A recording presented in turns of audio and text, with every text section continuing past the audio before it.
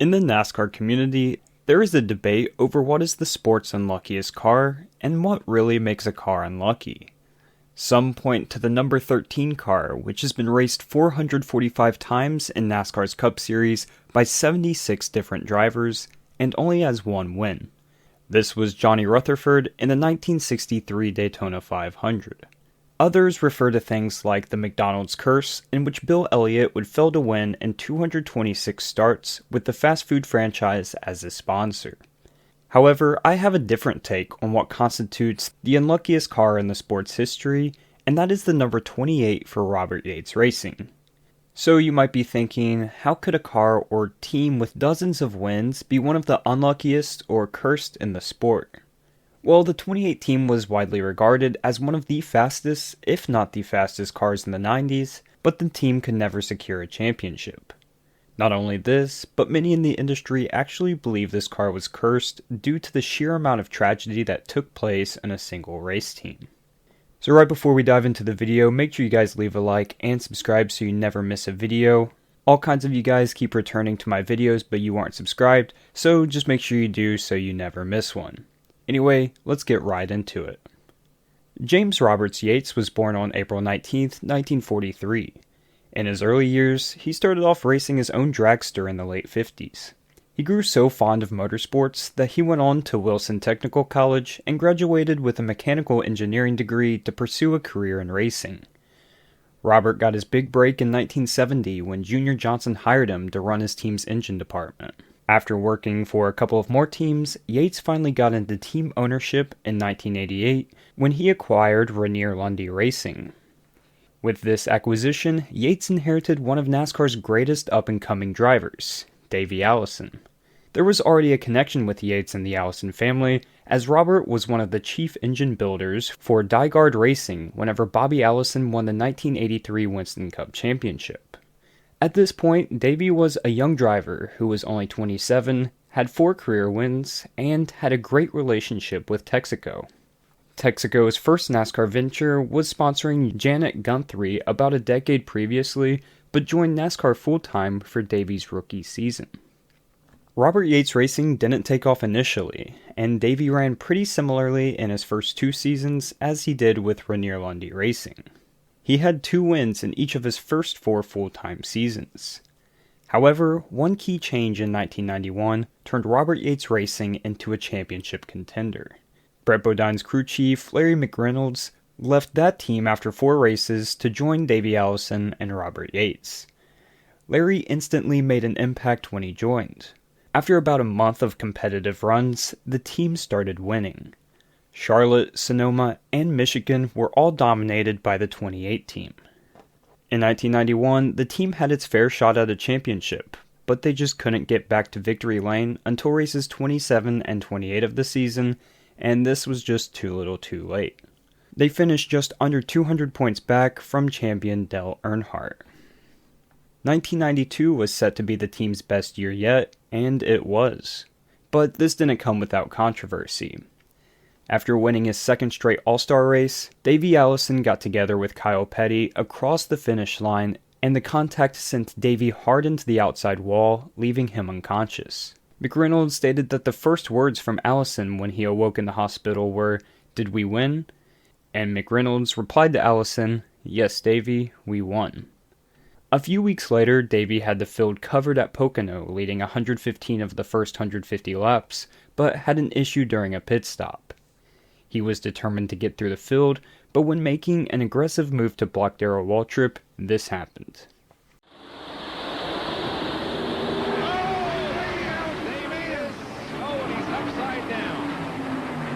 The guardrail, side over side, end over end, and Davey Allison has experienced a horrifying crash. Waltrip had this to say years later. "I came back around after the contact thinking it would just be a normal wreck, and I lost it. His car had come off the tunnel wall, over the inner iron wall, and just ripped apart. There was almost nothing left of the cage. Oh my god, I felt really bad." Coming into the last race of the season at Atlanta, Davey had 5 wins and was leading the points. 6 drivers mathematically had a chance to win the championship.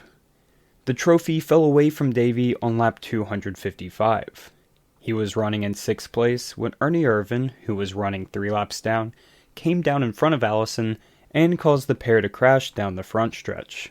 The 28 team eventually repaired the car, but ultimately couldn't come back to win the championship, leaving Alan Kulwicki to secure the 92 Winston Cup.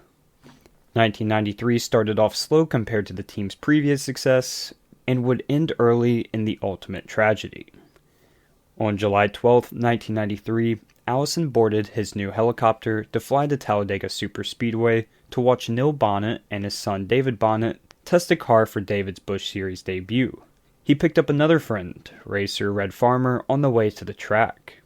Allison was attempting to land the helicopter in the track infield when the craft nosed up suddenly, then crashed.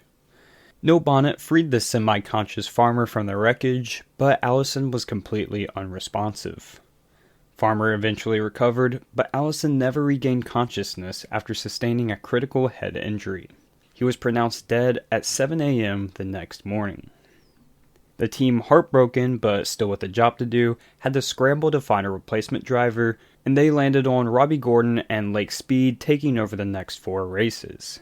Eventually, the team was able to get Ernie Irvan to break his contract with Morgan McClure Motorsports to be the permanent driver of the 28. This seemed to be a really good move, as Ernie won 3 races for the team in the final 20 rounds of the season. Everyone expected great things for 1994, as Irvan had won 9 races over the last 4 seasons, and was now with arguably the best team in the sport, and that's exactly what they got. Week in and week out, Ernie was stomping the competition.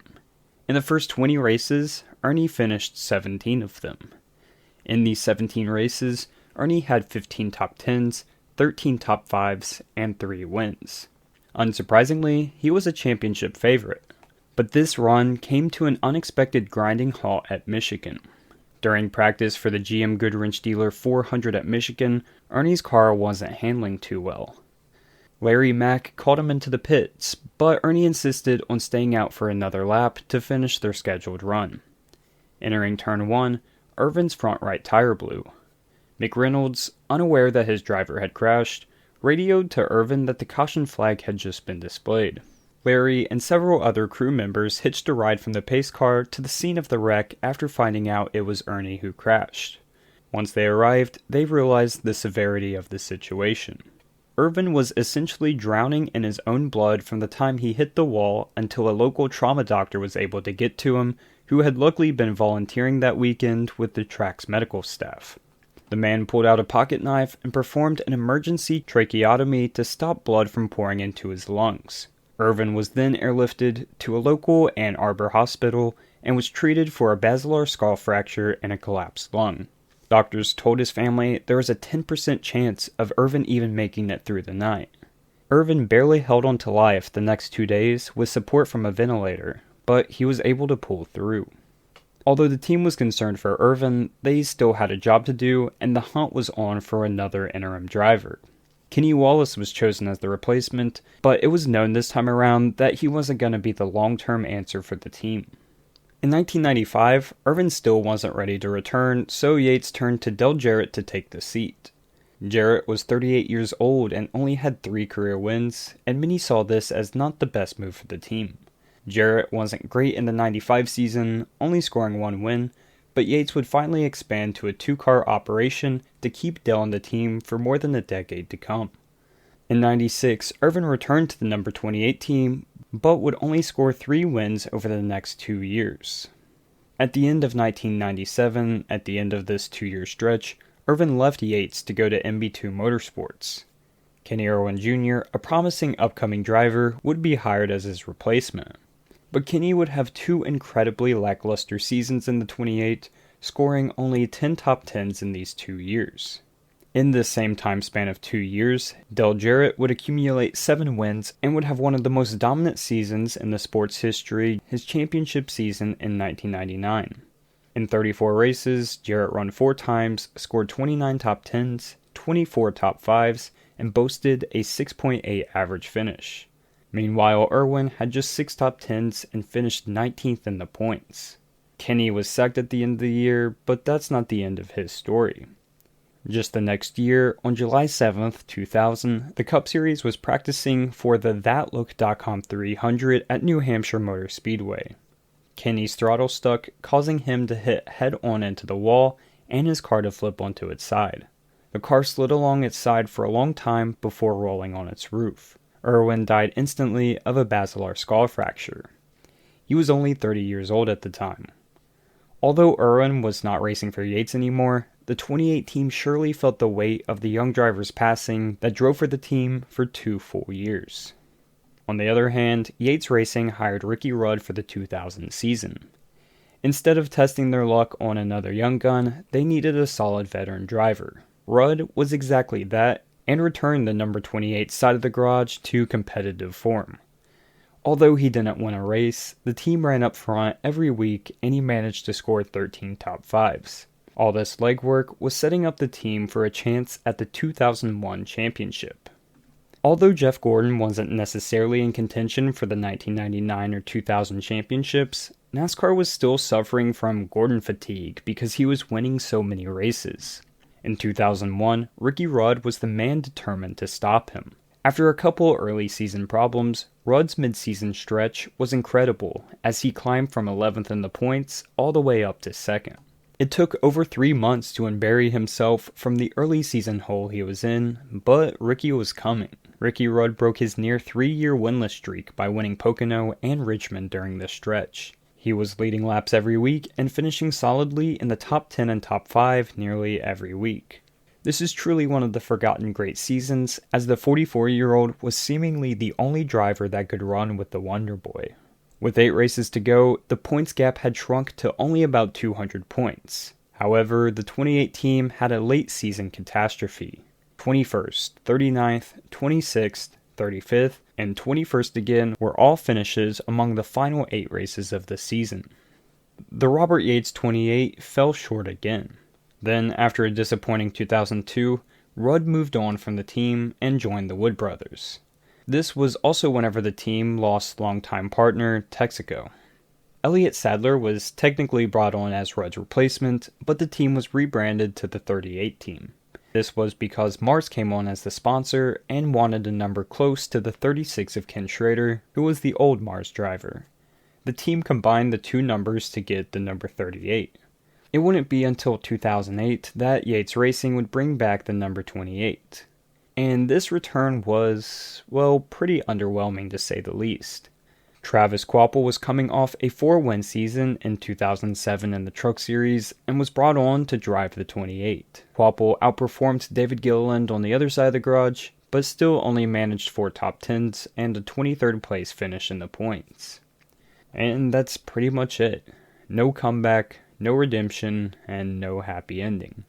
The team just slowly faded into obscurity over time, and Yates Racing dissolved after scaling down to a 1-car team in 2009. One of the most dominant teams for over a decade in the sport never found a way to win the championship despite being close so many times. Then you add in the heartbreak and tragedy of the drivers that drove the 28 car. A story filled with so many unlucky breaks and tragedy does not get the ending it deserved. Well guys, that's it for this video. I hope you did enjoy. If you did, make sure you leave a like and subscribe if you haven't already. Let me know what you thought of the video down below, and if you have any ideas for future videos, let me know down in the comments below as well. That's it for this one. I'll see you guys in the next one. Peace.